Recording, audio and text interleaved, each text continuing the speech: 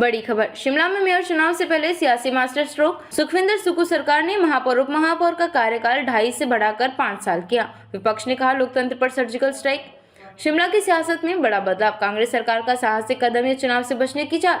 हिमाचल प्रदेश की राजनीति में शनिवार को एक ऐसा फैसला हुआ जिसने राजधानी शिमला से लेकर दिल्ली तक हलचल मचा दी। मुख्यमंत्री सुखविंदर सिंह सुक्खू की अध्यक्षता में हुई कैबिनेट बैठक में नगर निगमों के मेयर और डिप्टी मेयर का कार्यकाल 2.5 साल से बढ़ाकर 5 साल कर दिया गया।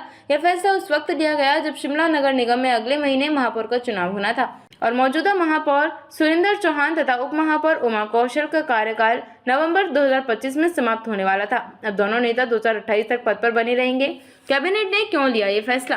कैबिनेट के बाद उद्योग मंत्री हर्षवर्धन चौहान ने प्रेस को बताया कि नगर निगमों में 2.5 साल का कार्यकाल राजनीतिक अस्थिरता और खरीद फरोख्त की आशंकाएं पैदा करता है। उन्होंने कहा, जब पंचायती राज संस्थाओं में निर्वाचित प्रतिनिधि पूरे 5 साल तक सेवा करते हैं तो नगर निकायों के प्रमुखों को केवल 2.5 साल तक सीमित क्यों रखा जाए? स्थिरता और जवाबदेही के लिए जरूरी कदम था। मंत्री के अनुसार पिछले कुछ वर्षों में कई नगर निगमों में आधे कार्यकाल के बाद नेतृत्व बदलने की रस्साकशी बढ़ गई थी। यह बदलाव प्रशासनिक निरंतरता सुनिश्चित करेगा। शिमला के लिए क्या है इसका सियासी अर्थ? ये फैसला शिमला नगर निगम की राजनीति को पूरी तरह बदल देता है। मेयर सुरेंद्र चौहान छोटा शिमला वार्ड से 3 बार पार्षद रह चुके हैं और मुख्यमंत्री सुक्खू के बेहद करीबी माने जाते हैं। मुख्यमंत्री ने खुद 2023 के नगर निगम चुनाव में चौहान के लिए अपनी पत्नी के साथ प्रचार किया था। अब इस फैसले से चौहान और उमा कौशल दोनों को सीधा राजनीतिक लाभ मिलेगा। दरअसल आरक्षण रोस्टर के अनुसार नवंबर में चौहान का कार्यकाल खत्म होते ही महापौर का पद अनुसूचित जाति के लिए आरक्षित होने वाला था, यानी कांग्रेस को नया चेहरा लाना पड़ता। लेकिन कार्यकाल दोगुना होने से आरक्षण परिवर्तन टल गया और चौहान 2028 तक महापौर बने रह सकते हैं।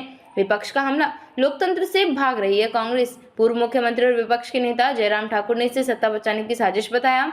उनके शब्दों में सुखविंदर सुक्खू को जनता के मूड का अंदाजा है। उन्हें डर है कि उनके अपने पार्षद भी महापौर पद के लिए कांग्रेस उम्मीदवार का समर्थन नहीं करेंगे, इसलिए चुनाव टालने के लिए नया हथकंडा अपनाया गया है। भाजपा का आरोप है कि कांग्रेस सरकार ने पहले नगर निगम चुनाव फिर पंचायत चुनाव स्थगित किए और अब महापौर चुनाव से भी बच रही है। जयराम ठाकुर ने कहा, यह वही सरकार है जो व्यवस्था परिवर्तन का ढोल पीटती थी पर अब हर लोकतांत्रिक प्रक्रिया से भाग रही है। पिछले 3 सालों में इसने प्रदेश को 3 दशक पीछे धकेल दिया है। सरकार की दलील, आपदा के बीच चुनाव संभव नहीं। सुखविंदर सुक्खू ने जवाब दिया कि सरकार किसी चुनाव से नहीं भाग रही बल्कि आपदा राहत को प्राथमिकता दे रही है। मुख्यमंत्री ने कहा, पूरा राज्य इस समय प्राकृतिक आपदा के नुकसान से उबर रहा है। ऐसे हालात में पंचायत चुनाव संभव नहीं है। हमारा पहला लक्ष्य है जिन परिवारों के घर टूटे हैं उन्हें राहत पहुंचाई जाए। उन्होंने भाजपा पर पलटवार करते हुए कहा कि विपक्ष को पंचायत चुनाव की चिंता छोड़कर दिल्ली जाकर प्रधानमंत्री से हिमाचल के लिए घोषित 1500 करोड़ की राहत राशि दिलवाने में मदद करनी चाहिए। 2023 के चुनावी गणित का संदर्भ। 2023 के शिमला नगर निगम चुनावों में कांग्रेस ने 34 में से 24 वार्डों पर जीत दर्ज की थी। भाजपा को 9 सीटें मिली थी और 1 सीट माकपा को। कुल मिलाकर सदन में कांग्रेस का बहुमत है, लेकिन सत्तारूढ़ गुट के अंदर भी गुटबाजी की खबरें रही हैं। भाजपा का कहना है कि आंतरिक असंतोष और महापौर आरक्षण परिवर्तन के कारण कांग्रेस का नए चुनाव में हार का डर था। राजनीतिक विश्लेषण। सुक्खू का डैमेज कंट्रोल या दीर्घकालीन प्लान। राजनीतिक पर्यवेक्षक मानते हैं कि एक कदम केवल शिमला नहीं बल्कि संपूर्ण हिमाचल में कांग्रेस की नगर निकाय रणनीति का हिस्सा है। पार्टी स्थानीय निकायों में स्थायी नियंत्रण चाहती है ताकि 2027 विधानसभा चुनाव से पहले शहरी वोट बैंक मजबूत हो। यह फैसला कांग्रेस के भीतर सुक्खू की पकड़ को भी मजबूत करता है क्योंकि उन्होंने अपने वफादार मेयर को अतिरिक्त कार्यकाल दिलाया है। दूसरी ओर भाजपा इसे एक संवैधानिक खेल बता रही है और संभव है कि वह इसे हाईकोर्ट में चुनौती दे।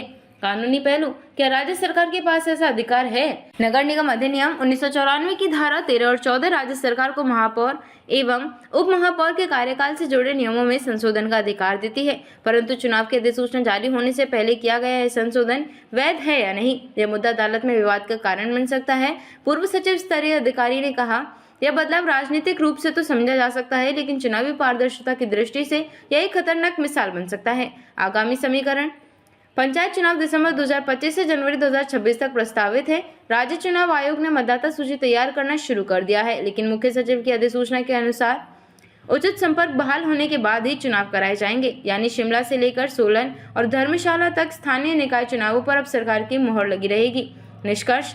शिमला से निकला सियासी संदेश। सुक्खू सरकार का यह निर्माण हिमाचल की शहरी राजनीति का चेहरा बदल सकता है। यह एक और राजनीतिक स्थिरता और प्रशासनिक निरंतरता का प्रतीक बताया जा रहा है। वहीं विपक्ष से लोकतांत्रिक संस्थाओं की कमजोरी कह रहा है। शिमला नगर निगम जहां से कई मुख्यमंत्री निकले हैं, अब फिर एक बार राज्य की राजनीति के केंद्र में है। यह फैसला सिर्फ 2.5 साल बनाम 5 साल का नहीं बल्कि जनादेश बनाम रणनीति की लड़ाई का प्रतीक बन गया है।